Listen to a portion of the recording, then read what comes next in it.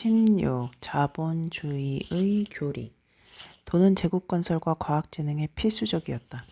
하지만 돈이 이 모든 일의 궁극적 목표일까? 아니면 단지 위험한 필수품일 뿐일까? 근대사에서 경제의 진정한 역할을 파악하기는 쉽지 않다. 어떻게 돈이 국가를 세우고 망하게 하며 새로운 지평선을 열고 수백만 명을 노예로 만들고 산업의 바퀴를 돌리고 동식물 수백 종을 멸종으로 몰아갔는지에 대해 기술한 두꺼운 책은 많다. 하지만 근데 경제사를 알기 위해서 정말로 이해할 필요가 있는 단어는 하나밖에 없다. 성장이란 단어다. 좋을 때나 나쁠 때나 아플 때나 건강할 때나 근대 경제는 마치 호르몬이 넘쳐나는 10대처럼 성장해 왔다. 찾을 수 있는 모든 것을 먹어치우고 우리가 짐작하는 것보다 늘 몇 센티미터 더 많이 자랐다. 인류에서 대부분의 기간 동안 경제는 대체로 같은 규모를 유지해 왔다. 물론 지구 총생산은 증가했지만 이것은 대체로 인구 팽창과 정착제의 확대 덕분이었다. 1인당 생산은 정체 상태였다. 하지만 이 모든 것은 근대에 와서 바뀌었다. 1500년 재화와 용역의 지구 총생산은 약 2500억 달러였는데 어느 날 이 수치는 60조 달러까지 증가했다. 더욱 중요한 것은 1500년 연간 1인당 총생산은 550달러였지만 오늘날 모든 남녀와 어린이가 1인당 영평균 8800달러를 생산한다는 점이다. 이런 어마어마한 성장을 무엇으로 설명할 수 있을까? 경제학은 복잡하게도 악명 높은 학문이다. 이해를 쉽게 하기 위해서 간단한 사례를 상상해보자. 영리한 금융업자 세뮤얼 그리디는 캘리포니아주 엘도라도시에 은행을 하나 세운다. 엘도라도의 전도 유망한 도급업자인 A.A. 스톤은 처음으로 큰 건을 하나 마무리 짓고 거금 100만 달러를 지급받는다. 그는 이 돈을 그리디의 은행에 예치한다. 이제 은행은 100만 달러를 자본으로 가지고 있다. 한편 경험은 많지만 무일푼인 엘도라도의 요리사 젠 맥도넛은 사업 기회가 왔다고 생각한다. 자기네 지역에는 진짜 좋은 빵집이 없는 것이다. 하지만 자기가 가진 돈으로는 오븐, 싱크대, 칼, 항아리 등의 적절한 시설을 구매할 수 없다. 그녀는 은행에 가서 그리디에게 자신의 사업 계획을 설명하고 이것이 가치 있는 투자임을 설득한다. 그리디는 그녀에게 100만 달러를 빌려주고 그녀의 은행 계좌에 그 액수를 넣어준다. 이제 맥도넛은 도급업자인 스톤을 고용해 자신의 빵집을 짓고 안을 채우게 한다. 스톤이 받은 비용은 200만 달러다. 맥도넛은 자기 계좌 명의의 수표를 발행해 이 돈을 지불한다. 스톤은 그 돈을 그리디 은행의 자기 계좌에 입금한다. 그러면 스톤의 은행 잔고는 얼마인가? 맞다. 200만 달러다. 실제로 은행 금고에 들어있는 돈, 즉 현금은 얼마인가? 그렇다. 200만 달러다. 일은 여기서 그치지 않는다. 도급업자들이 늘상 그렇듯이 스톤은 작업 2개월째에 맥도넛에게 미처 예상하지 못했던 문제와 경비 탓에 빵집 건설 비용은 실제로 200만 달러가 될 것이라고 알린다. 맥도넛은 기분이 좋지 않지만 일을 중간에 그만두기는 어렵다. 그녀는 은행을 다시 방문하여 그리들을 설득해 100만 달러를 추가로 빌린다. 그녀의 계좌에는 100만 달러가 추가 입금된다. 그녀는 그 돈을 도급업자의 계좌로 이체한다. 이제 스톤의 계좌에는 얼마가 들어있는가? 300만 달러다. 하지만 은행이 실제 보유하고 있는 돈은 얼마인가? 여전히 100만 달러뿐이다. 처음부터 은행에 있던 바로 그 액수다. 미국의 현행 은행법은 이런 행위를 7차례 더 할 수 있도록 허용하고 있다. 그러면 도급업자는 마침내 자신의 계좌에 1천만 달러를 가지게 될 것이다. 은행 금고에는 실제로 100만 달러밖에 없다고 해도 말이다. 은행은 자신들이 가진 1달러당 10달러를 빌려주는 것이 허용된다. 그 말은 우리의 은행 계좌에 있는 모든 예금의 90%는 이에 대응하는 실제 화폐가 없다는 뜻이다. 만일 바클레이 은행의 예금주들 모두가 갑자기 전액 인출을 요구한다면 은행은 즉각 파산할 것이다. 로이드, 도이체 방크, 시티은행을 비롯해 세계 모든 은행이 다 마찬가지다. 이것은 거대한 피라미드식 이자 사기처럼 보인다. 그렇지 않은가? 하지만 만일 이것이 사기라면 현대 경제 전체가 사기다. 사실을 말하자면 이것은 속임수가 아니다. 오히려 인간의 상상력이 지닌 놀라운 능력에 바치는 헌사다. 은행, 그리고 경제 전체를 살아남게 하고 꽃피게 만드는 것은 미래에 대한 우리의 신뢰다. 오로지 이 신뢰가 세계의 돈 대부분을 뒷받침한다고 볼 수 있다. 빵집 사례에서 도급업자의 계좌에 들어있는 액수와 실제로 은행에 있는 돈의 액수의 차이는 곧 맥도넛의 빵집이다. 그리디는 언젠가 그것이 이윤을 불릴 것이라고 믿으면서 은행에 돈을 투자했다. 빵집은 아직 빵 한 덩어리도 굽지 않았지만 맥도넛과 그리디는 앞으로 1년 후면 그 빵집에 매일 수천 개의 덩어리 빵, 롤빵, 케이크, 쿠키를 팔아 많은 이윤을 남길 수 있을 것이라고 기대한다. 하지만 맥도넛은 이자를 붙여 대출금을 갚을 수 있을 것이다. 그러면 맥도넛은 만약 그 시점에 스톤이 자신의 예금을 인출하기로 마음먹으면 그리디는 그 돈을 내줄 수 있을 것이다. 모든 기업은 이처럼 상상된 미래에 대한 신뢰 위에 세워져 있다. 기업가와 은행가가 자신들이 꿈꾸는 빵집에 보내는 신뢰에, 그리고 은행의 미래 지불 능력에 대해 도급업자가 지니고 있는 신뢰에, 앞에서 보았듯이 돈은 무수히 많은 것들을 대표할 수 있고 무엇이든 다른 거의 모든 것으로 바꿀 수 있기 때문에 대단한 존재이다. 하지만 근대 이전에 이 능력이 제한적이었다. 대부분의 경우 돈이 대표하고 전환할 수 있는 것은 오직 현재 실제로 존재하는 것 뿐이었다. 이것은 성장에 심각한 제약을 가했다. 새로운 사업에 돈을 조달하기가 극히 힘들었기 때문이다. 다시 빵집을 생각해보자. 만일 돈이 실제로 손에 잡을 수 있는 대상만을 대표한다면 맥도넛은 빵집을 지을 수 있었을까? 아니다. 현재 그녀에게는 꿈은 많지만 구체적인 자원은 없다. 빵집을 지는 유일한 방법은 도급업자 중에서 외상으로 일해주고 몇 년 후에 돈을 받을 용의가 있는 사람을 찾는 것이다. 그 몇 년 후에 빵이 돈을 벌기 시작한다는 전제 하에서 말이다. 하지만 그런 도급업자는 드물다. 따라서 우리의 기업가는 공경에 처한다. 빵집이 없으면 케이크를 구할 수가 없고 케이크가 없으면 돈을 벌 수 없으며 돈이 없으면 도급업자를 고용할 수 없고 도급업자가 없으면 빵집도 없다. 인류는 수천 년 동안 이 함정에서 벗어나지 못했고 그 결과 경제는 얼어붙어 있었다. 이 함정에서 빠져나오는 방법은 근대에 이르러서야 발견되었다. 미래에 대한 신뢰를 기초로 한 새로운 시스템이 등장한 것이다. 이 시스템 내에서 사람들은 신용이라고 불리는 특별한 종류의 돈이 상상 속의 재화, 현재 존재하지 않은 재화를 대표하게 하는데 동의했다. 신용은 미래를 비용으로 삼아 현재를 건설할 수 있게 해준다. 신용은 우리의 미래 자원이 현재 자원보다 훨씬 더 풍부할 것이라는 가정을 토대로 하고 있다. 만일 우리가 미래의 수입을 이용해서 현재의 무엇을 건설할 수 있다면 새롭고 놀라운 기회가 수없이 많이 열린다.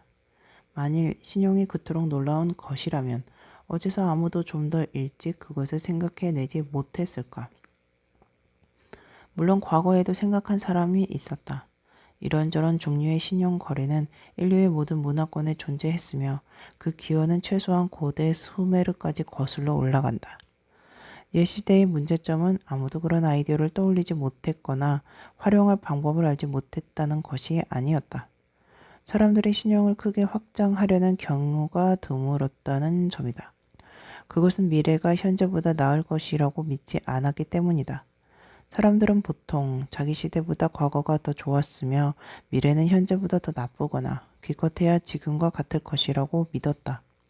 경제 용어로 말하자면 사람들은 부의 총량이 더 줄지는 않더라도 한정되어 있다고 믿었다. 따라서 사람들은 자기 개인이든 자신들의 왕국이든 세계 전체든 앞으로 10년간 과거보다 더 많은 부를 생산하리라고 가정하는 것은 위험한 행태라고 생각했다. 사업은 제로섬 게임처럼 보였다. 물론 특정 빵집의 이익이 증가할 수는 있지만 그것은 그 옆 빵집의 희생을 통해서만 가능했다. 베네치아가 번영할 수는 있지만 이는 오직 제노바를 가난하게 만듦으로써만 가능했다. 영국 왕이 자신을 부유하게 만드는 방법은 프랑스 왕의 것을 훔치는 것밖에 없었다. 파이를 자르는 방법은 수없이 많지만 어느 방법도 파이를 더 크게 만들지는 못했다. 수많은 문화권에서 돈을 많이 버는 것을 죄악이라고 결론 내린 이유가 여기에 있었다. 예수가 말했듯 부자가 천국에 들어가기는 낙타가 바늘구멍을 통과하기보다 어려우니라 였다. 만일 파일의 크기가 정해져 있는데 내가 그중 많은 부분을 가졌다면 누군가 다른 사람의 몫을 빼앗는 것은 분명하다. 부자는 자신의 잉여 재산을 자선에 기부함으로써 악행을 속죄해야 했다. 만일 지구 전체의 파이가 똑같은 크기로 남아있다면 신용이 파고들 여지가 없다. 신용은 오늘날의 파이와 내일의 파이 간의 차이이다. 만일 파이 크기가 늘 같다면 왜 외상을 주겠는가? 당신에게 돈을 빌려달라고 손을 벌리는 제빵사나 왕이 다른 경쟁자의 파이 조각을 훔칠 능력이 있다고 믿지 않는 한 그런 위험은 감수할 수 없을 것이다. 따라서 근대 이전 세계에서 대출을 받기는 힘들었고 만일 빌리더라도 소액으로 단기간에 높은 이자를 무는 것이 보통이었다. 새로 시작하는 기업가는 새 빵집을 열기 어려웠고 왕궁을 짓거나 전쟁을 일으키려는 위대한 왕들은 세금과 관세를 무겁게 매겨서 자금을 조달하는 방법밖에 없었다. 왕은 그래도 상관없었다. 하지만 빵 굽기에 대한 뛰어난 아이디어로 신분 상승을 바라는 하녀는 왕궁의 부엌 바닥을 박박 닦으면서 부를 꿈꾸는 것 외에는 보통 다른 방법이 없었다. 이것은 모두에게 부정적인 결과였다. 신용이 제한되어 있기 때문에 사람들은 신규 사업에 자금을 조달하는 데 어려움을 겪었고 신규 사업이 힘들었기 때문에 경제는 성장하지 못했다. 지금까지 성장이 없었으니 사람들은 앞으로도 없을 것이라고 제멋대로 판단했고 자본을 가진 사람들은 외상을 주는 것을 경계했다. 불황에 대한 기대는 자기 실현적이었다. 커지는 파이. 그때 과학혁명과 진보라는 개념이 도래했다. 진보는 우리가 스스로의 무지를 인정하고 연구에 자원을 투자한다면 나아질 수 있다는 인식을 기반으로 한다. 이 아이디어는 곧 경제 용어로 번역되었다. 진보를 믿는 사람이라면 누구나 지리적 발견, 기술적 발명, 조직의 발전이 인간의 생산, 무역, 부의 총량을 늘릴 수 있다고 믿는다. 인도양의 옛 교역로를 망치지 않으면서도 대서양의 새 교역로가 번창할 수 있다. 기존 상품의 생산을 줄이지 않으면서도 신상품을 생산할 수 있다. 가령 기존의 빵집을 망하지 않게 하면서도 초코 케이크와 크로와상을 전문으로 하는 제과점을 새로 열 수 있다. 모든 사람이 그저 새로운 취향을 개발하고 더 많이 먹으면 되니까. 당신을 가난하게 만들지 않으면서도 나는 부자가 될 수 있다. 당신을 굶어 죽게 만들지 않으면서도 나는 살이 찔 수 있다. 지구상의 파이 전체가 더 커질 수 있다. 지난 500년간 진보라는 아이디어는 사람들로 하여금 미래를 점점 더 신뢰하게 만들었다. 신뢰는 신용을 창조했고 신용은 현실 경제를 성장시켰으며 성장은 미래에 대한 신뢰를 강화하고 더 많은 신용을 향한 길을 열었다. 하루아침에 일어난 일은 아니었다. 경제는 풍선이라기보다 롤러코스터처럼 움직였다. 하지만 장기적 안목으로 보면 오르락내리락거림이 평탄해지면서 전반적인 방향은 오해의 여지가 없이 분명해졌다. 오늘날의 세상에는 신용이 넘쳐난다. 그 덕분에 정부, 기업, 개인은 현재 수입을 크게 넘어서는 큰 돈을 장기 저리로 쉽게 빌린다. 지구의 파이가 커지고 있다는 믿음은 결국 혁명이 되었다. 1776년 애덤 스미스는 아마도 경제학의 역사에서 가장 중요한 선언문인 국부론을 썼다. 제1권 제8장에서 스미스는 다음과 같은 새로운 주장을 폈다. 지주나 직공이나 구두공이 자기 가족을 먹여 살리는 데 필요한 것보다 더 많은 수익을 내면 그는 남는 돈으로 조수를 더 많이 고용해 이윤을 더욱 늘리려 한다. 수익이 늘어날수록 그는 점점 더 많은 조수를 채용할 수 있다. 따라서 민간 기업인의 수익 증대는 공동체의 부와 번영을 늘리는 기초가 된다는 결론이 나온다. 우리에게 이 내용이 그리 독창적이라고 비치지 않을지 모른다. 우리는 이미 모두 스미스의 주장을 당연히 여기는 자본주의 세상에 살고 있기 때문이다. 우리는 매일같이 뉴스에서 이 주제의 변주를 듣는다. 하지만 스미스의 주장, 개인적인 수익을 늘리려는 이기적 인간의 욕구는 공동체 부의 기반이다는 인류 역사에서 가장 혁명적인 아이디어에 속한다. 경제적 관점에서뿐 아니라 도덕적, 정치적 관점에서는 더더욱 혁명적이다. 스미스는 사실상 탐욕이 선한 것이며 내가 부자가 되면 나만이 아니라 모두에게 이득이 된다고 말한 것이다. 이기주의가 곧 이타주의라고. 스미스는 경제를 윈윈 상황으로 생각하라고 사람들에게 가르쳤다. 나의 이익이 곧 너의 이익이기도 하다는 것이다. 우리가 둘 다 더 큰 파이를 가질 수 있을 뿐 아니라 내 파이 조각이 커져야 내 파이 조각도 커질 수 있다. 내가 가난하다면 너 역시 가난해질 것이다. 네가 생산하는 상품이나 용역을 내가 살 수 없을 테니까. 내가 부자라면 너 역시 부자가 될 것이다. 네가 내게 뭔가를 팔 수 있으니까. 스미스는 부와 도덕 간의 전통적 대립을 부정했고 부자에게 천국의 문을 열어주었다. 부자가 되는 것은 도덕적 인간이 된다는 것을 의미했다. 스미스의 이론에서 사람들은 이웃의 것을 빼앗아 부자가 되는 게 아니라 전체 파이의 크기를 늘림으로써 부자가 된다. 파이가 커지면 모두에게 이익이다. 따라서 부자는 사회에서 가장 쓸모있고 인정 많은 사람이다. 모두에게 이익이 되도록 성장의 바퀴를 돌리는 사람이기 때문이다. 하지만 이 모든 것에는 전제가 있다. 부자가 자신의 이 수익을 비생산적인 활동에 낭비하지 않고 공장을 세우고 사람들을 새로 고용하는 데 쓴다는 전제다. 그래서 스미스는 수익이 늘면 지주나 직공은 더 많은 조수를 고용할 것이다 라는 말을 주문처럼 되풀이할 뿐 수익이 늘면 스크루지는 돈을 상자에 숨겨둘 것이고 세어볼 때마다 꺼낼 것이다 라고 말하지 않았다. 현대 자본주의 경제의 핵심적 부분은 새로운 윤리의 등장이었는데 이 윤리에 따르면 이윤은 생산에 재투자되어야 한다. 재투자는 더 많은 수익을 가져오고 이것은 다시 생산을 위해 투자되어서 더 많은 이윤을 낳으며 이 과정은 무한정 되풀이된다. 투자는 다양한 방식으로 이루어질 수 있다. 공장 확대, 과학 연구의 신행, 신제품 개발. 하지만 모든 투자는 어떻게 해서든 생산을 늘려야 하고 더 많은 이윤을 전환되어야 한다. 새로운 자본주의 교리에서 가장 신성한 제1계율은 생산에 따른 이윤은 생산 증대를 위해 재투자되어야 한다이다.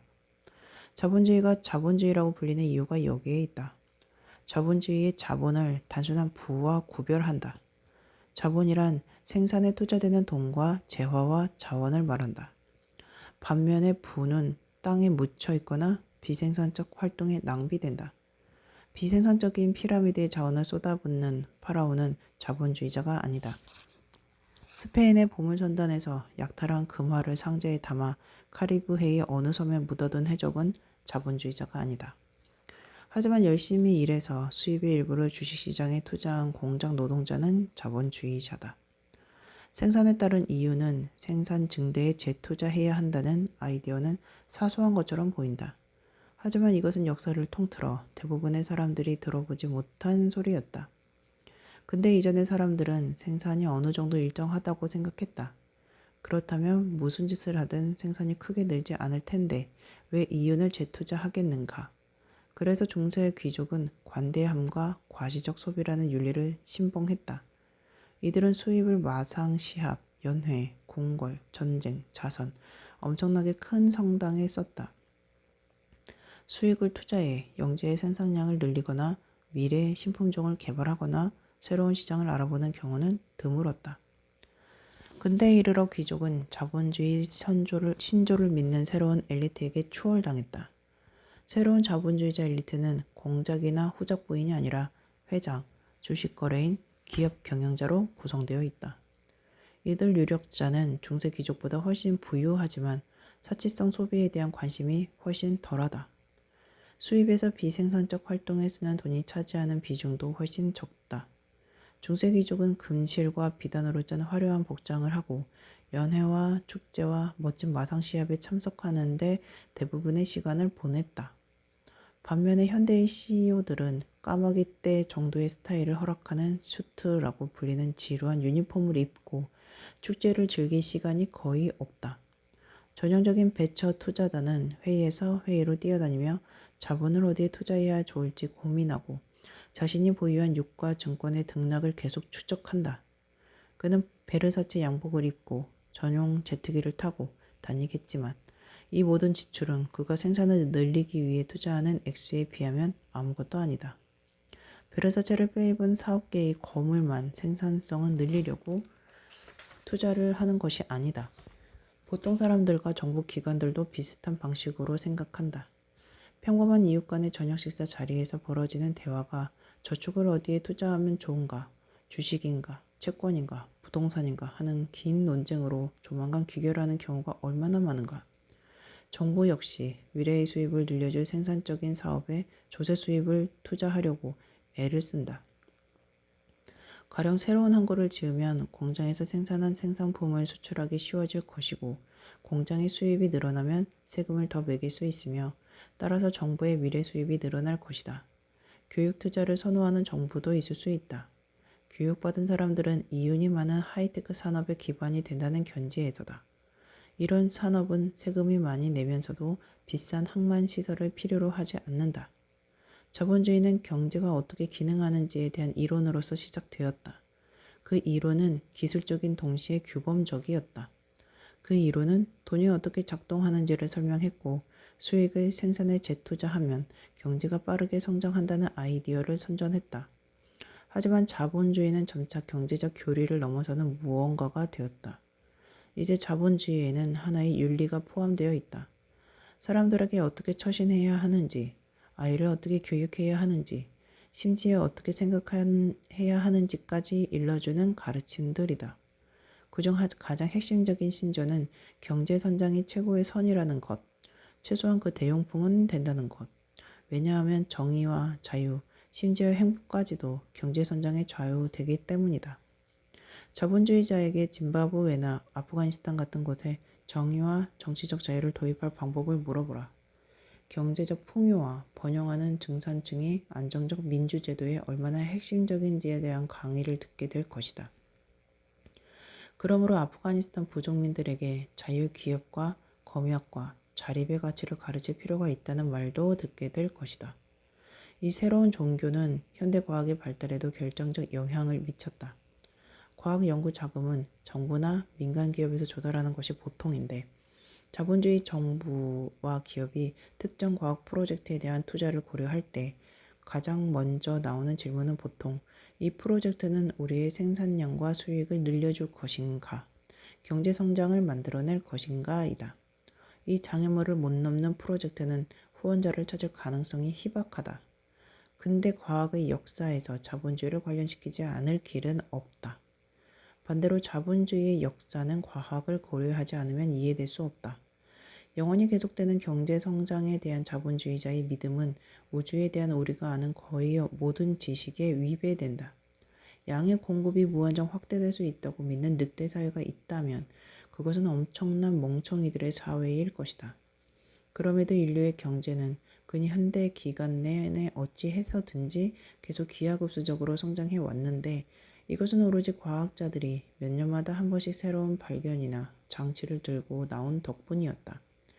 예를 들면 아메리카 대륙, 내연기관, 유전자 복제 양 같은 것을 은행과 정부는 돈을 찍어내지만 궁극적으로 그 비용을 부담하는 것은 과학자들이다. 지난 몇 년간 은행과 정부는 미친 듯이 돈을 찍어냈다. 지금의 경제 위기가 경제 성장을 멈추게 할지 모른다고 모든 사람들이 겁에 질려 있다. 그래서 그들은 난데없이 조 단위의 달러와 유로와 엔을 만들어서 값싼 신용을 시스템에 펌프질해 놓고 있다. 그러면서 경제의 거품이 터지기 전에 과학자, 기술자, 공학자가 어찌 해서든 뭔가 정말 큰 건수를 올리기를 희망하고 있다. 모든 것이 실험실에 있는 사람들에게 달려있다. 생명공학 기술이나 나노기술 같은 분야에서 이룩한 새로운 발견은 온전히 새로운 산업 영역을 창조해낼 수 있으며 그로부터 나오는 수익은 은행과 정부가 2008년부터 만들어낸 조 단위의 환상의 돈을 뒷받침해 줄 수 있을 것이다. 만약 거품이 터지기 전에 연구실들이 이 기대를 충족시키지 못한다면 우리 미래는 매우 힘들어질 것이다. 콜럼버스가 투자자를 찾는다. 자본주의는 근대 과학의 발흥뿐 아니라 유럽 제국주의의 등장에도 결정적인 역할을 했다. 애초에 자본주의의 신용 시스템을 만들어낸 것도 유럽 제국주의였다. 물론 신용은 근대 유럽에서 발명된 것이 아니다. 신용은 거의 모든 농경 사회에도 존재했고 또한 근대 초기 유럽 자본주의의 등장은 아시아의 경제 발전과 밀접한 관련이 되어 있었다. 18세기 후반 이전까지 세계 최대의 경제적 실세는 아시아였다는 점도 기억하자. 이것은 곧 유럽인들이 보유한 자본이 중국인, 무슬림, 인도인보다 훨씬 더 적었다는 것을 의미한다. 하지만 중국, 인도, 무슬림 세계의 사회정치 체계에서 신용이 수행하는 역할은 부차적이었다. 이스탄불, 이스파한, 델리와 베이징의 상인들과 은행가들은 자본주의자처럼 생각했을지 몰라도 공정과 성체에 있는 왕과 장군들은 상인과 상업적 사고방식을 경멸하는 경향이 있었다. 근대 초기의 비유럽 제국들을 새로 세운 것은 누르하치, 나디르샤 같은 위대한 정복자들, 혹은 청과 오토만 제국의 경우처럼 관료 엘리트와 군사 엘리트였다. 이들은 세금이나 약탈을 통해 자금을 조달했지 신용체계의 도움을 받지는 않았다. 은행가나 투자자의 이자에 대해서는 더더욱 관심이 없었다. 반면에 유럽에서는 왕과 장군들이 점차 상인의 사고방식을 따르기 시작했고 결국 상인과 은행가가 지배 엘리트가 되었다. 유럽의 세계 정복 자금은 세금보다는 신용 대부로 조달되는 경우가 점점 늘어났다. 자본가들이 이를 지휘하는 경우도 점점 많아졌다.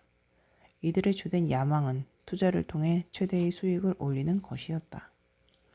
프로코트와 실크 해트를 입은 은행가와 상인이 세운 제국은 금실로 된 옷과 반짝이는 갑옷을 두른 왕과 귀족이 세운 제국을 무찔렀다. 상인들의 제국은 정복에 필요한 자금을 훨씬 더 영리하게 조달했다. 세금을 내고 싶어 하는 사람은 아무도 없지만 투자를 하라고 하면 모두가 기꺼이 한다. 1484년 크리스토퍼 콜럼버스는 포르투갈 왕을 찾아가 동아시아를 향한 새 무역로를 개척할 테니 선단을 구성할 자금을 지원해 달라고 제안한다. 그런 탐사는 위험이 크고 비용이 많이 드는 사업이었다. 배를 건조하고 보급품을 사고 선원과 군인들의 급여를 주려면 많은 돈이 필요했다. 투자가 수익을 낸다는 보장도 없었다. 포르투갈 왕은 거절했다. 하지만 오늘날 사업의 첫걸음을 내디딘 사람들처럼 콜럼버스는 포기하지 않았다. 그는 자신의 아이디어를 다른 잠재적 투자자들에게 설명했다. 그의 설명회는 이탈리아, 프랑스, 영국을 거쳐 포르투갈로 되돌아왔다. 그는 번번이 거절당했다. 이번에 그는 새로 통일된 스페인의 통치자 페르디난드와 이사벨라에게 운을 시험해 보았다. 그는 숙달된 로비스트들을 고용하여 그들의 도움으로 이사벨라 여왕을 설득하는 데 성공했다. 그리고 모든 어린이가 학교에서 배운 것처럼 이사벨라는 대박을 터뜨렸다. 콜럼버스의 발견으로 스페인인들은 아메리카를 정복할 수 있었고 그곳에서 금광과 은광을 개발했으며 사탕수수와 담배를 재배할 대형 농장을 건설하여 스페인의 왕, 은행가, 상인을 상상도 하지 못할 만큼 부자가 되게 만들어 주었다. 100년 뒤의 왕자들과 은행가들은 콜럼버스의 후계자들에게 전보다 훨씬 많은 신용 대출을 기꺼이 해주고 싶어 했다. 이들은 아메리카에서 거둔 수확 덕분에 과거보다 더 많은 자본을 가지고 있었다. 그 못지않게 중요한 사실은 왕자들과 은행가들이 탐사의 잠재력에 대해 더 큰 신뢰를 갖고 있었으며 기꺼이 자신들의 돈으로 참여하고 싶어 했다는 점이다. 이것이 제국주의 자본주의의 마법의 순환이었다. 신용대출은 새 발견을 할 자금을 공급했고 발견은 식민지로 이어졌고 식민지는 수익을 제공했으며 수익은 신뢰를 만들어냈고 신뢰는 더 많은 신용대출로 바뀌었다. 누르하치와 나디르샤는 수천 킬로미터를 전진한 후에 연료가 떨어졌지만 자본주의 사업가들은 정복을 거듭하면 할수록 재정적 탄력이 점점 더 붙었다. 하지만 탐사는 원래 불확실한 사업이었기 때문에 신용시장은 계속 조심스러운 입장을 취했다. 많은 원정대가 가치 있는 것을 발견하지 못한 채 빈손으로 유럽에 돌아왔다. 영국인들은 북극을 통해 아시아로 가는 북서 항로를 개척하려 많은 자본을 퍼부었지만 성과를 얻지 못했다. 아예 돌아오지 못한 원정대도 많았다. 이들을 실은 배는 빙하에 부딪히거나 열대 폭풍으로 침몰하거나 해적에게 희생당했다. 유럽인들은 잠재적 투자자의 숫자를 늘리고 자신들이 발생시키는 위험을 줄이기 위해 합자 회사에 의지했다. 한 명의 투자자가 삐그덕거리는 배 한 대에 돈을 몽땅 투자하는 대신 합작 회사는 많은 투자자로부터 돈을 모았다. 투자자 개개인은 자기 자본에서 아주 작은 목만 위험 부담을 지는 방식이었다. 이렇게 하면 위험은 축소되지만 수익은 얼마든지 커질 수 있었다. 한 척의 배에 아주 소액만 투자해도 잘만 하면 백만장자가 될 수 있었다. 수십 년이 흐르는 동안 유럽에서는 복잡한 금융 시스템이 발달했다. 아주 짧은 기간 내에 많은 액수의 신용 대출을 받아서 이를 민간 기업이나 정부에 맡기는 시스템이었다. 이 시스템은 왕국이나 제국에 비해 훨씬 더 효율적으로 탐사 원정이나 정복 사업에 자금을 댈 수 있었다. 새로 발견된 신용의 힘은 스페인과 네덜란드의 격렬한 싸움에서 잘 드러났다. 16세기 스페인은 유럽에서 가장 강력한 국가로서 광대한 세계 제국을 지배하고 있었다.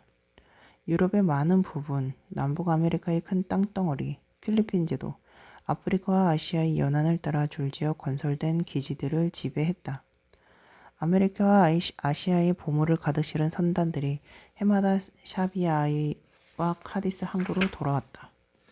한편 네덜란드는 바람이 많이 부는 늪지대로 면적이 좁고 천연 자원도 없었으며 스페인 왕의 통치를 받은 작은 지방이었다.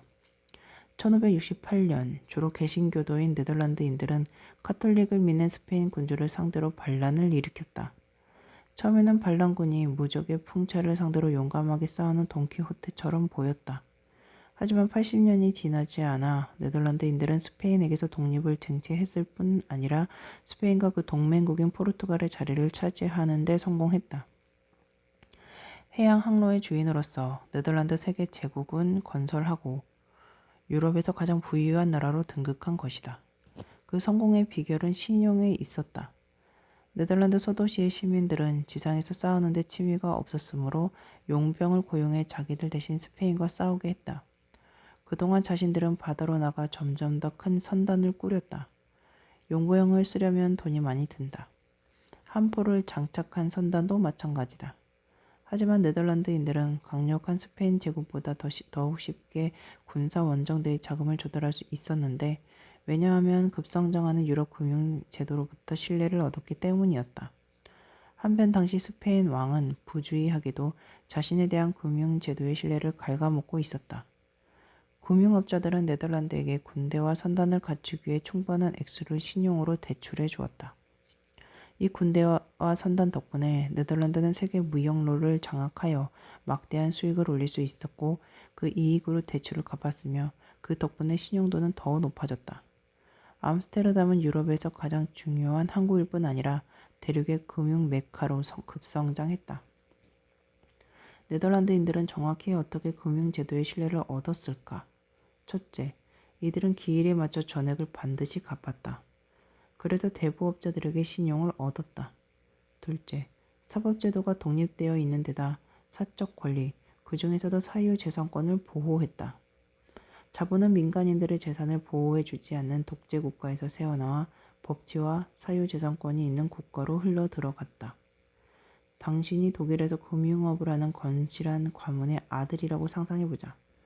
아버지는 유럽의 주요 도시들의 지국을 열어 사업을 확장할 기회를 살피고 있다. 아버지는 당신을 암스테르담으로, 동생을 마드리드로 보내면서 투자금으로 각각 그마 1만 개를 주었다. 동생은 스페인 왕에게 이자를 받고 자본금을 빌려준다. 스페인 왕은 프랑스 왕과 싸울 군사를 구하기 위해서 돈이 필요하다. 당신은 네덜란드 상인에게 돈을 빌려주기로 한다. 상인은 맨하튼이라 불리는 황량한 섬 남단의 잡목토성이 땅에 투자하고 싶어 한다.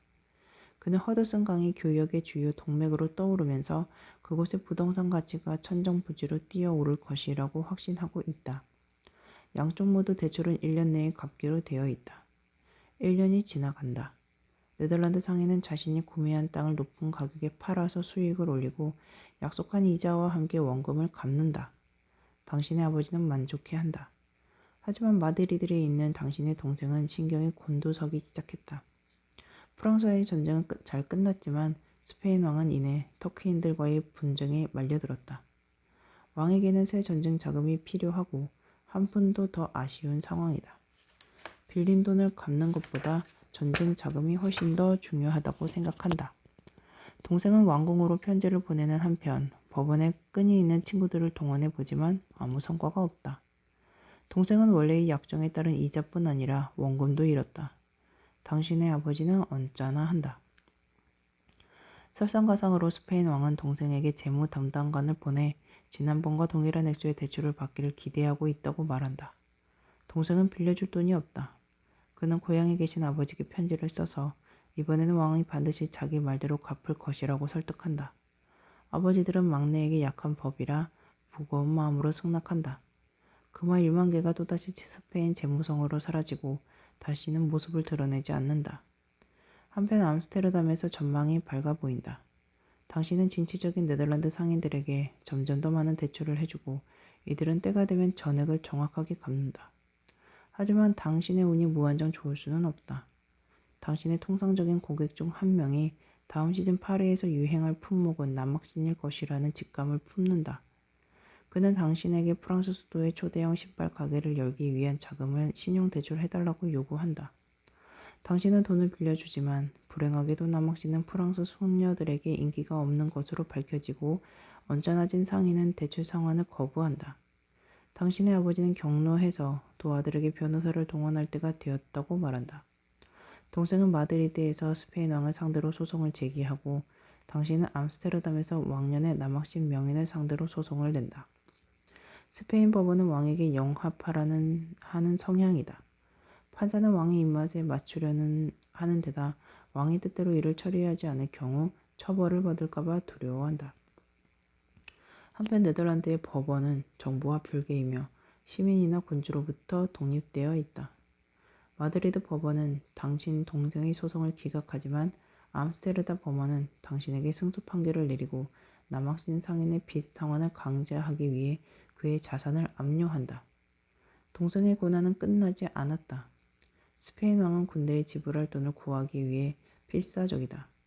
왕은 당시 아버지에게 자금이 더 있다는 것을 알고 있다. 왕은 동생에게 날조한 반역 혐의를 씌운다. 그만 2만 개를 당장 가져오지 않으면 동생을 지하 감옥에 쳐넣어 죽을 때까지 그곳에서 썩일 거라고 협박한다. 당신의 아버지는 질려버렸다. 그는 사랑하는 아들을 위해 몸값을 지불하지만 앞으로 절대로 스페인에서 사업을 하지 않겠다고 결심한다. 아버지는 마드리드 지국을 폐쇄하고 당신 동생을 로테르담으로 보낸다. 네덜란드에 2개의 지국을 두는 것은 정말 좋은 아이디어로 보인다. 심지어 스페인 자본가들도 자기 나라에서 재산을 몰래 반출하고 있다는 소문이 들려온다. 그들도 자기 돈을 지키고 그 돈으로 더 많은 재산을 만들고 싶다면 어떻게 해야 할지 깨달은 것이다. 법치가 지켜지고 사유재산권이 존중받는 지역, 예컨대 네덜란드에 돈을 투자하는 편이 낫다. 스페인 왕이 투자자들의 신뢰를 잃는 동안 네덜란드 상인들의 신뢰를 쌓는 과정은 이런 식으로 진행되었다. 네덜란드 제국을 세운 것은 네덜란드라는 국가가 아니라 상인들이었다. 스페인 왕은 계속해서 자신의 정복 사업을 유지했지만 자금을 조달하기 위해 세금을 올려서 원성을 샀다. 네덜란드 상인들은 돈을 빌려서 정복 사업에 자금을 댔지만 한편으로 자기 회사의 주식을 팔아서 자금을 조달하는 경우가 점점 더 늘어났다.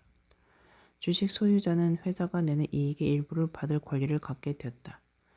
이들은 네덜란드 제국의 대들보가 된 주식회사에 기꺼이 재산을 투자했다. 스페인 왕에게는 결코 투자하지 않을 것이며 상대가 네덜란드 정부라도 돈을 빌려주기 전에 2번 더 생각할 신중한 투자자인데도 말이다.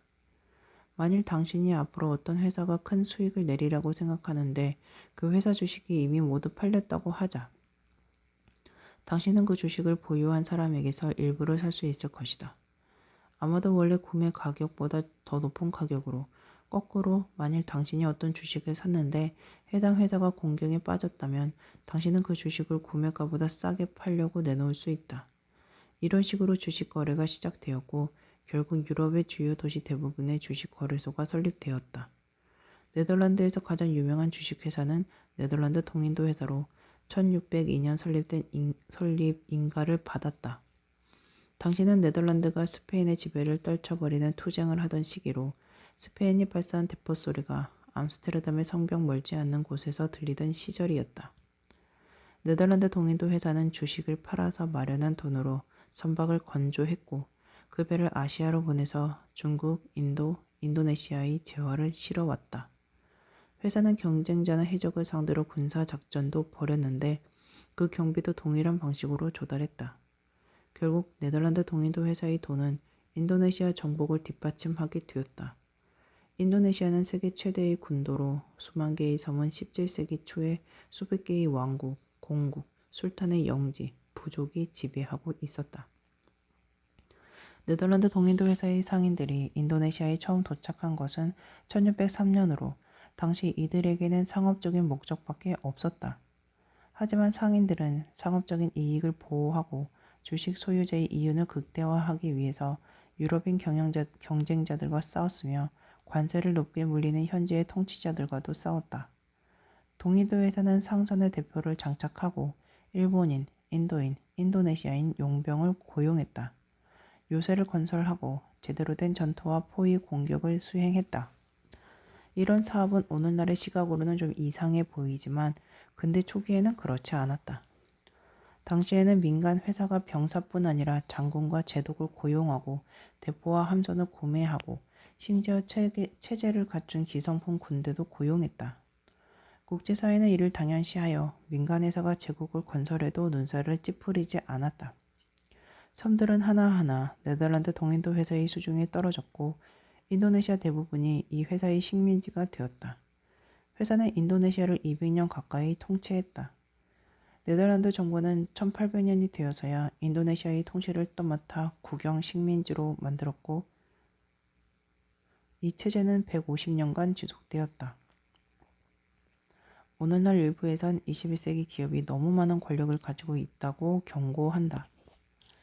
근대 초기 역사를 보면 기업이 이익을 무한히 추구하게 놔둘 경우 어떤 일이 벌어질 수 있는지를 잘 알 수 있다. 네덜란드 동인도 회사가 인도양에서 활약한 반면 네덜란드 서인도 회사는 대서양에서 부지런히 움직인다. 허드슨 강에서 이루어지는 교역이 중요했기 때문에 회사는 이를 장악하기 위해 강 입구 섬에 뉴 암스테르담이라는 정착지를 건설했다. 식민지는 거듭해서 원주민들의 위협을 받고 되풀이해서 영국인의 공격을 받은 끝에 결국 1664년 영국의 수중에 들어갔다. 영국은 섬의 이름을 뉴욕으로 바꿨다. 네덜란드 서인도 회사가 식민지를 원주민과 영국인으로부터 지키기 위해 세웠던 성벽의 잔해 위에 깐 포장도로는 세계에서 가장 유명한 거리, 즉 월스트리트가 되었다. 17세기가 끝나가면서 네덜란드는 뉴욕을 잃었고 금융 및 제국의 심장이라는 유럽 내에서의 지위도 내놓았다. 여기에는 현상에 안주하는 자세도 한몫했고 대륙전쟁을 치르느라 경비를 너무 많이 지출한 탓도 있었다. 네덜란드가 빠져나간 공백을 놓고 치열한 경쟁을 벌인 것은 프랑스와 영국이었다. 처음에는 프랑스가 훨씬 유리해 보였다. 프랑스는 덩치가 더 크고 자금과 인구도 더 많았으며 경험 많은 군대를 더 많이 보유하고 있었다. 하지만 영국인들은 어떻게 해서든 금융제도의 신뢰를 얻는 데 성공한 데 비해 프랑스는 스스로 신용할 수 없는 대상임을 드러냈다. 프랑스의 왕의 행태는 18세기 유럽 최대의 금융 버블이라 불리는 미시시피 버블 과정에서 특히 악명을 떨쳤다. 이 이야기도 제국을 세운 주식회사와 함께 시작된다. 1717년 프랑스에서 산업 승인을 받은 미시시피사는 미시시피 하류의 연안 지역을 식민지로 만들고 뉴올리언스시를 건설했다. 야시찬 계획을 실현할 자금을 모으고자 프랑스 루이 15세의 궁정과 좋은 관계를 맺고 있던 회사는 파리 주식시장에서 주식을 팔았다. 회사 사장이던 존 로는 프랑스 중앙은행 총재이기도 했다. 게다가 왕은 그를 오늘날의 재정부 장관과 비슷한 정부 금융 촉책 자리에 임명했었다. 1717년 미시시피 하류의 연안지대는 늪지와 악어를 제외하면 그다지 매력이 없는 곳이었다. 하지만 미시시피사는 여기에 엄청난 부와 무한한 기회가 있다고 떠벌렸다.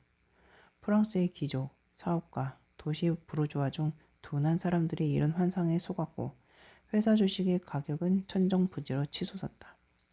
애초에 주식은 한 주에 50리브르에 발행되었다. 1719년 8월 1일에 2750리브르에 거래되었다.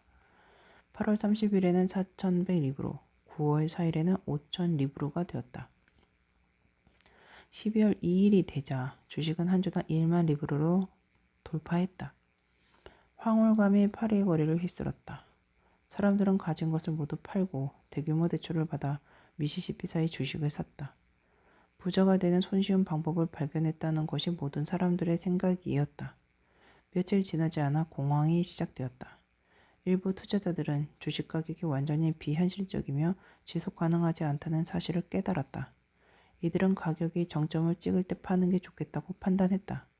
매도 물량이 늘어나자 가격이 내려가기 시작했다. 투자자들도 가격이 떨어지는 것을 보자 빨리 손을 털고 싶었고 가격은 더욱더 떨어져서 눈사태처럼 무너져 버렸다.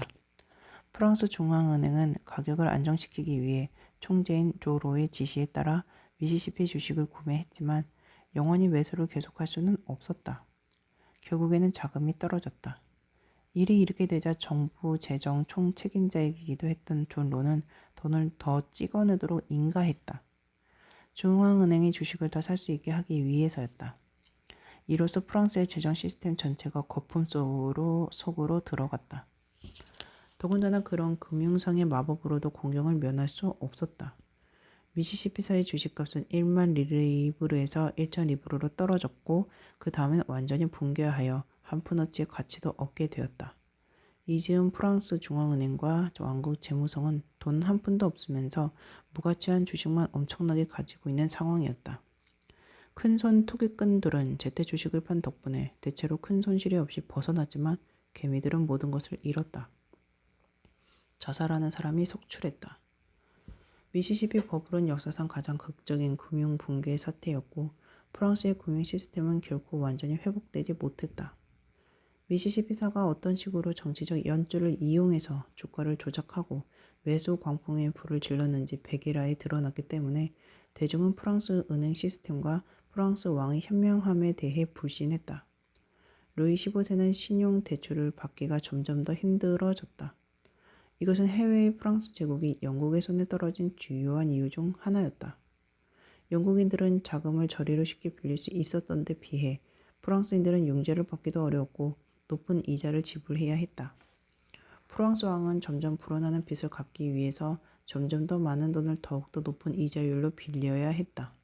그가 죽자 왕에 오른 손자 루이 16세는 1780년대에 이르러 자신이 파산을 향해 달려가고 있다는 사실을 깨달았다. 연간 예산의 절반이 대출금에 대한 이자 지불금으로 묶여 있었던 것이다. 1789년 그는 마지못해 3부회를 소집한다. 위기의 해법을 찾기 위해 150년 동안 열린 적이 없던 의회를 소집한 것이다. 그리하여 프랑스 혁명이 시작되었다. 프랑스의 해외 제국이 무너지는 동안 대영 제국은 급속히 팽창했다. 이전의 네덜란드 제국처럼 대영 제국은 대체로 민간 주식회사들에 의해 설립, 운영되고 있었고 이들 회사는 런던 주식거래소에 기반을 두고 있었다. 북미 최초의 영국인 정착지는 런던사, 프라이마우스사, 도체스터사, 매사추세츠사 같은 17세기 초 주식회사들에 의해 건설되었다. 인도 아대륙을 정복한 것도 영국 정부가 아니라 영국 동인도 회사의 용병들이었다. 이 회사의 실적은 심지어 네덜란드 동인도 회사를 넘어섰다. 런던 레든홀 스트리트에 있는 본부를 기반으로 한 회사는 막강한 인도 제국을 약 100년 동안 지배했다. 막대한 군대를 유지했는데 군인이 많을 때는 35만 명에 이르러 영국 왕이 보유한 군대를 크게 상회했다. 영국 왕은 1858년에 이르러서야 인도를 국유화했고 동인도 회사의 민영 군대도 이때 국유화했다. 나폴레옹은 영국을 가게 주인들의 나라라며 비웃었지만 결국 그 가게 주인들에게 패배했다. 가게 주인들이 세운 제국은 역사상 최대의 제국이었다. 자본의 이름으로. 네덜란드의 인도네시아 국유화, 영국의 인도 국유화가 이루어졌지만 이로 인해 자본주의와 제국의 포용이 끝났다고는 볼 수 없다. 오히려 양자의 관계는 19세기에 더 끈끈해졌다. 주식회사는 더 이상 민간 식민지를 개척하고 지배할 필요가 없었고 이제 사장과 대주주들은 런던, 암스테르담, 파리에서 권력의 끈을 조종했다. 이들은 국가가 자신들의 이익을 지키고 뒷배를 봐주리라고 믿고 있었다. 마르크스를 비롯한 사회 비평가들이 빈정댔듯이 서구 정부는 자본주의자들의 노동조합이 되어가고 있었다. 정부가 큰 돈을 벌려고 나선 가장 악명 높은 사례가 영국과 중국이 벌인 제1차 아편전쟁이다. 19세기 전반 영국 동인도 회사와 잡다한 영국 사업가들은 마약 수출로 돈을 벌었는데 특히 중국에 아펜을 수출하는 것이 주종이었다. 수백만 명의 중국인이 중독자가 되었고 나라는 경제적으로나 사회적으로 쇠약해졌다. 1830년대 말 중국 정부는 마약 거래를 금지하는 포고령을 내렸으나 영국 마약 상인들은 법을 완전히 무시했고 중국 당국은 배에 실려있던 마약을 압류해 파괴하기 시작했다. 마약 카르텔들은 웨스턴 민스터와 다우닝가와 긴밀한 관계를 유지하고 있었다. 실제로 많은 의원과 강요들이 마약 회사의 주식을 보유하고 있었다. 그래서 이들은 정부에게 행동에 나서라는 압력을 넣었다. 1840년 영국은 자유무역이라는 명목으로 중국에 정식으로 전쟁을 선포했다. 전쟁은 식은 죽 먹기였다. 자신간 과잉이던 중국은 증기선, 대국형 대포, 로켓, 신속발사, 소총 같은 영국의 신무기에 상대가 되지 않았다. 이어진 평화조약에서 중국은 영국 마약 상인의 활동을 제약하지 않겠다고 약속했고 중국 경찰이 마약 상인에게 끼친 피해도 보상하기로 했다. 더구나 영국은 홍콩의 조차를 요구해 통치함으로써 그곳을 안전한 마약 거래 기지로 계속 사용했다. 19세기 말 중국 인구의 10분의 1에 이르는 약 4천만 명이 마약 중독자였다. 이집트 역시 영국 자본주의의 힘을 벗어날 수는 없었다. 19세기 프랑스와 영국의 투자자들은 이집트의 지배자들에게 거액을 빌려주었는데 처음에는 수에즈 운하 프로젝트에 자금을 대기 위해서였고 나중에는 이보다 훨씬 성공적이지 않은 다른 사업들의 자금을 대기 위해서였다. 이집트의 빚은 점점 더 많아졌고 유럽인 채권자들은 이집트 내정에 점점 더 많이 관여했다. 1881년 이집트 민족주의자들은 더 이상 참지 못하고 반란을 일으켰다. 이들은 모든 외국 채무들을 갚지 않겠다고 일방적으로 선언했다. 이것이 불쾌했던 빅토리아 여왕은 1년 후 나일강에 육군과 해군을 파견했고 이집트는 제2차 세계대전 이후까지 영국의 보호령으로 있었다. 투자자들의 이익을 위해 치러진 전쟁이 이것들 뿐만은 아니었다. 사실 전쟁 자체가 아편처럼 재화가 될 수 있었다. 1821년 그리스인들은 오토만 제국의 반란을 일으켰다. 이 반란은 영국의 자유주의자 및 낭만주의자 무리에게 큰 공감을 불렀다. 시인 바이런 경은 반란군과 함께 싸우기 위해 그리스에 가기까지 했다. 하지만 런던의 금융인들은 여기서 돈벌이 기회를 보았다. 이들은 반군 지도자들에게 런던 주식거래소에서 그리스 반군 공채를 발행할 것을 제안했다. 그리스는 전쟁에서 승리해 독립을 쟁취하면 이자를 포함해 채권을 갚기로 했다. 민간인 투자자들은 이윤을 얻기 위해 혹은 그리스의 명분에 공감해서 혹은 두 가지 이유 모두로 채권을 구매했다. 그리스 반군 채권의 가격은 주로 헬라스에서 벌어지는 전투의 승패에 발맞춰 등락을 거듭했다. 점차 터키인들이 우위를 점했다. 반란군의 패배가 눈앞에 다가오자 채권 소유자들은 돈을 잃을 위험에 직면하게 되었다. 채권 소유자의 이해는 나라의 이해였기에 영국은 국제 함대를 조직했고 1827년 이 함대는 나바리노 전투에서 오토만 제국의 주력인 소함대를 침몰시켰다.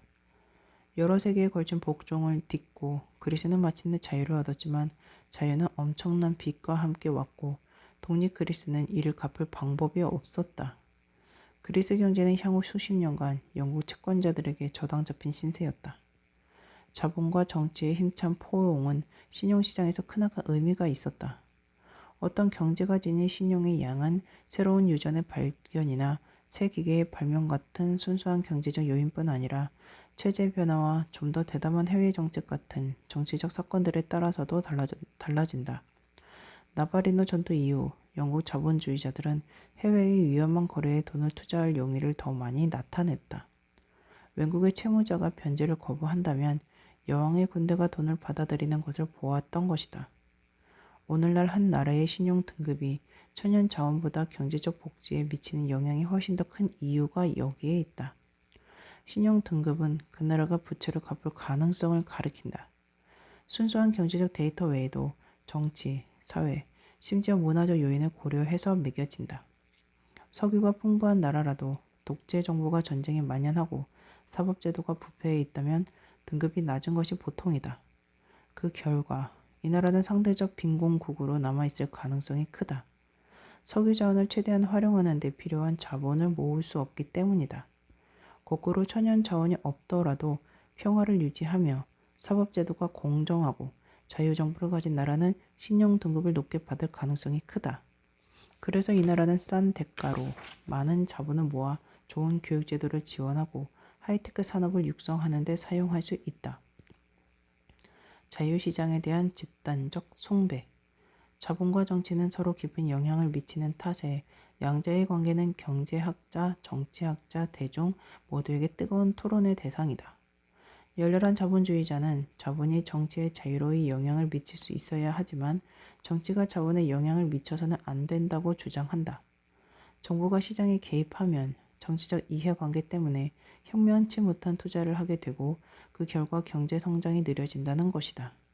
가령 정부가 기업가에게 무거운 세금을 매기고 그 돈으로 실업수당을 넉넉하게 지급해서 유권자에게 인기를 끌려고 할 수 있다는 것이다. 많은 사업가의 견해에 따르면 정부는 기업이 돈을 마음대로 쓰게 내버려 두는 편이 훨씬 낫다. 그러면 사업가는 공장을 개설하고 실업자를 고용하는데 그 돈을 사용할 것이라고 그들은 주장한다. 이런 견해에 따르면 가장 현명한 경제 정책은 정치를 경제로부터 분리하고 과세를 줄이고 정부 규제를 최소화하며 시장의 힘이 자유롭게 제 갈 길을 가도록 하는 것이다. 정치적 고려의 방해를 받지 않은 민간 투자자들은 가장 큰 이윤을 얻을 수 있는 곳에 돈을 투자할 테니 최대의 경제 성장, 이것은 기업가나 노동자 모두에게 도움이 될 것이다. 경제 성장을 보장하는 방법은 정부가 가능한 할 일을 적게 하는 것이다. 이런 자유시장 교리는 자본주의 교리의 가장 흔하고 영향력 있는 변종에 해당한다. 가장 열렬한 자유시장 지지자들은 국내의 복지 정책을 비판할 때만큼이나 열성적으로 해외에서의 군사적 모험을 비판한다. 이들이 정부에게 주는 조언은 선 전문가가 입문자에게 하는 조언과 동일하다. 아무것도 하지 말라는 것이다. 하지만 극단적인 자유시장 신봉주의는 산타클로스가 존재한다는 믿음만큼이나 순진한 것이다. 모든 정치적 편견에서 자유로운 시장 같은 것은 원래 없는 법이다. 가장 중요한 경제적 자원은 미래에 대한 믿음인데 이 자원은 도둑들과 사기꾼들에 의해 끊임없이 위협당하고 있다. 시장은 그 자체만으로는 사기, 도둑질, 폭력으로부터 스스로를 보호할 수 없다. 속임수를 제재하는 법을 만들고 그 법을 집행할 경찰, 법원, 교도소를 설립하고 지원함으로써 신뢰를 보장하는 것은 정치체제가 할 일이다. 왕이 시장을 적절히 규율하는 업무에 실패하면 신뢰의 상실, 신용의 축소, 경기 침체로 이어진다. 우리가 1719년 미시시피 버블에서 배운 교훈이 이것이었다. 혹시 잊은 사람이 있었다면 2007년 미국의 주택시장 버블과 그 결과로 일어난 신용 붕괴와 불황이 상기시켜 주었을 것이다. 자본주의자의 지옥. 시장에 완전한 자유를 부여하는 것이 위험한 데는 더욱 근본적인 이유가 존재한다. 애덤 스미스는 구두공이 자신이 낸 흑자를 더 많은 조수를 고용하는 데 쓸 것이라고 가르쳤다. 이것은 이기적 탐욕이 모두에게 이익이 된다는 것을 암시했다. 이유는 생산을 확대하고 사람을 더 많이 고용하는 데 활용되기 때문이다. 하지만 탐욕스러운 구두공이 비고용인들의 월급을 깎고 근로시간을 늘리는 방법으로 이윤을 늘리면 어떻게 될까? 표준 답변은 자유시장이 피고용자를 보호해 주리라는 것이다. 만약 우리의 구두공이 월급은 너무 적게 주고 일은 너무 많이 시킨다면 최고의 일꾼들은 자연히 그를 떠나 경쟁자의 가게로 일하러 갈 것이다. 폭군 같은 구두공에게는 최악의 노동자만 남거나 아무도 남지 않을 것이다. 그는 운영 방식을 바꾸거나 사업을 접어야 할 것이다. 그는 자신의 탐욕 때문에 피고용인들을 잘 대해줄 수밖에 없다. 이론상으로는 물 쓸 틈 없는 논리 같지만 현실에서는 물이 너무 쉽게 샌다. 왕이나 사제가 감독하지 않은 완전 자유시장에서 탐욕스러운 자본가들은 독점을 할 수도 있고 노동자들을 탄압하기로 서로 공모할 수도 있다. 만일 국내의 모든 구두 공장을 통제하는 단 하나의 회사가 있거나 모든 공장주가 임금을 동시에 삭감하기로 짬짬이를 한다면 어떻게 될까? 노동자들은 더 이상 일터를 바꿈으로써 스스로를 보호할 수 없을 것이다. 사태는 이보다 더 나쁠 수 있다. 탐욕스러운 사장들은 노동자들의 이동 자유를 제한할 수도 있다. 빚을 갚기 위한 노역이나 노예제도를 통해서 말이다. 중세 말 유럽의 카톨릭 지역에는 노예제도가 거의 없었다. 한편 근대 초기 유럽 자본주의의 부흥은 대서양 노예 무역의 부흥과 함께 등장했다. 이런 재앙의 책임은 독재적인 왕이나 인종차별 이데올로기가 아니라 고삐 풀린 시장의 힘에 있었다. 유럽인은 아메리카를 정복한 뒤 금광과 은광을 개발하고 사탕수수, 담배, 면화, 농장을 건설했다. 이 광산과 농장은 미국의 생산과 수출의 중추가 되었다. 사탕수수 농장은 특히 중요했다. 중세 유럽에서 설탕은 희귀한 사치품이었다. 중동에서 터무니없는 가격에서 수입되어 진미 요리나 엉터리약에 들어가는 비밀 성분으로만 조금씩 사용되었다. 아메리카의 대규모 사탕수수 농장이 건립된 이후 점점 더 많은 설탕이 유럽에 들어왔다. 설탕 가격은 하락했고 유럽인들은 단 것을 점점 더 좋아하게 되었다. 기업가들은 엄청난 양의 단 것을 만들어 수요를 충족시켰다. 가령 케이크, 쿠키, 초콜릿, 캔디, 그리고 코코아, 커피, 홍차 같은 가당 음료였다. 평균적인 영국인의 연간 설탕 섭취량은 17세기 초에는 거의 0이었지만 19세기 초가 되자 8kg으로 늘어났다. 하지만 사탕수수를 재배하고 거기서 설탕을 추출하는 것은 노동 집약적인 사업이었다. 적도의 태양 아래 말라리아 감염 위험이 큰 사탕수수 밭에서 장시간 노동을 하려는 사람은 드물었다. 계약직 노동자는 대량 소비하기에는 너무 비싼 상품이었다. 시장의 힘에 민감하고 이윤에 탐욕을 부리며 경제 성장을 바라는 유럽인 농장주들은 노예로 눈을 돌렸다. 16세기에서 19세기까지 약 1천만 명의 아프리카 노예가 아메리카로 수입되었다. 이 중 약 70%가 사탕수수 농장에서 일했다. 노동 환경은 끔찍했다. 대부분의 노예는 짧고 비참한 삶을 살았다. 그 외에도 노예를 포획하기 위한 전쟁이나 아프리카 내륙에서 아메리카 연안으로 노예들을 옮기는 과정에서 수백만 명이 추가로 사망했다.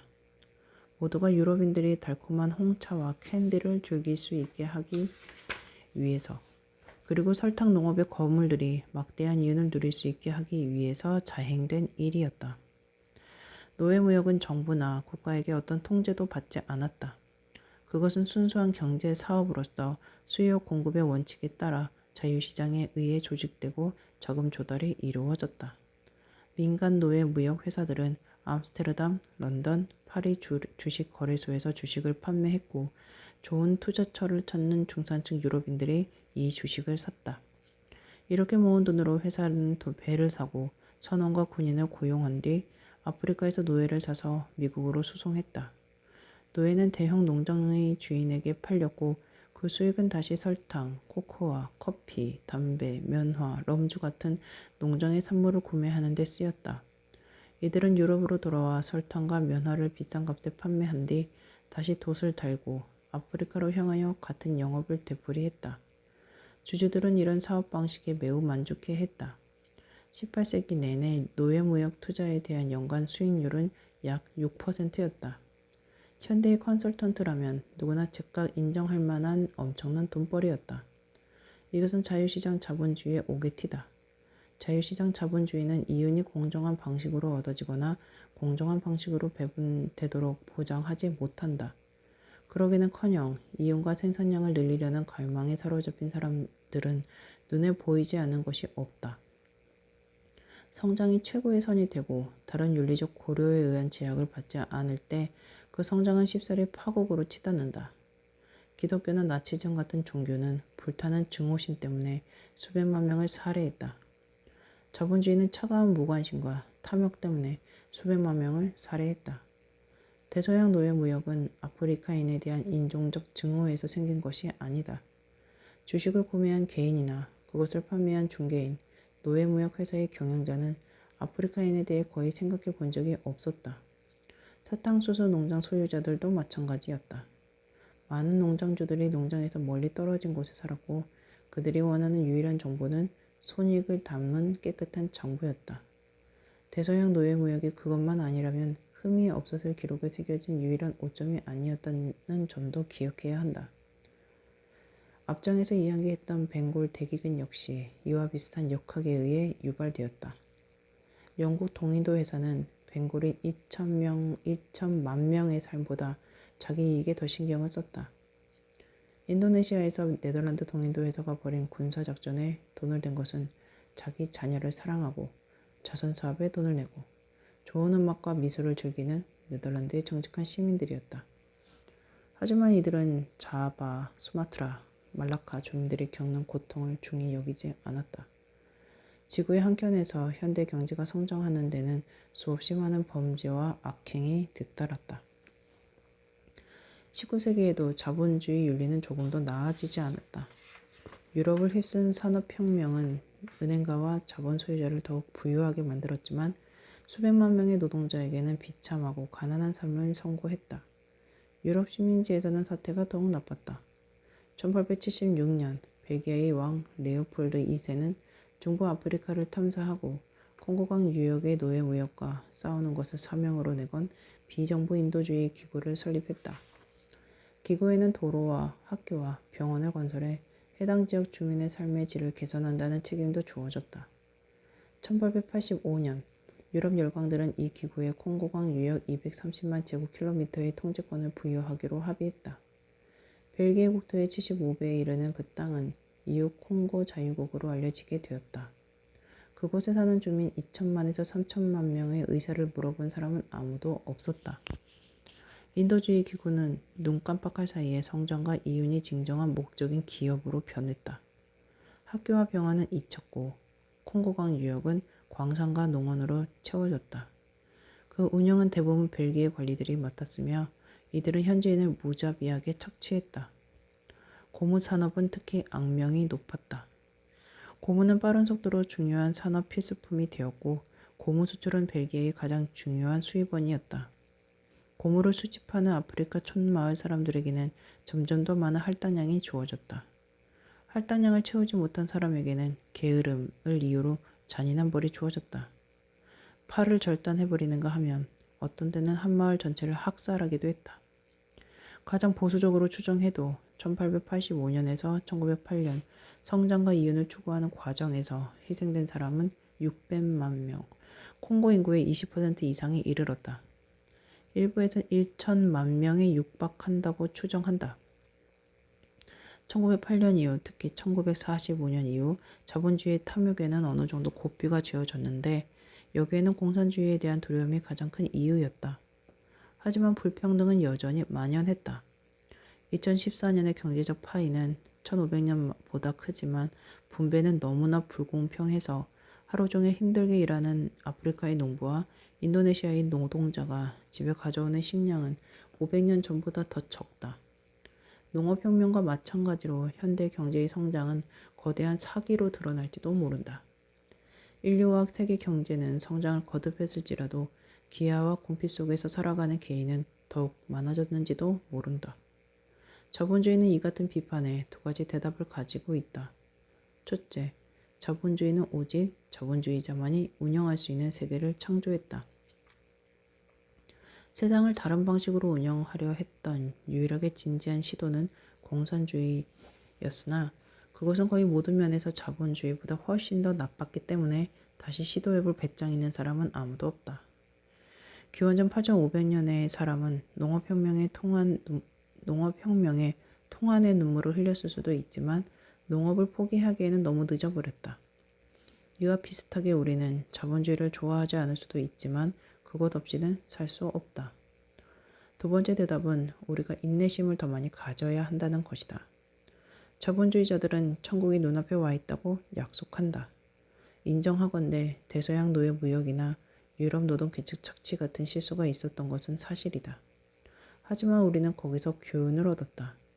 이제 조금만 더 기다리면 파이가 좀 더 커지도록 놔두면 모두에게 좀 더 두꺼운 조각이 돌아갈 것이다. 성과가 평등하게 분배되는 일은 영영 없겠지만 모든 남자와 여자, 어린이를 만족시킬 만큼 충분히 돌아갈 것이다. 심지어 콩고에도. 실제로 긍정적인 신호가 조금 보인다. 최소한 순수한 물질적 기준에서는 기대 수명, 어린이 사망률, 칼로리 섭취, 2014년 평균적 인간의 생활 수준은 1914년에 비해 상당히 나아졌다. 인구가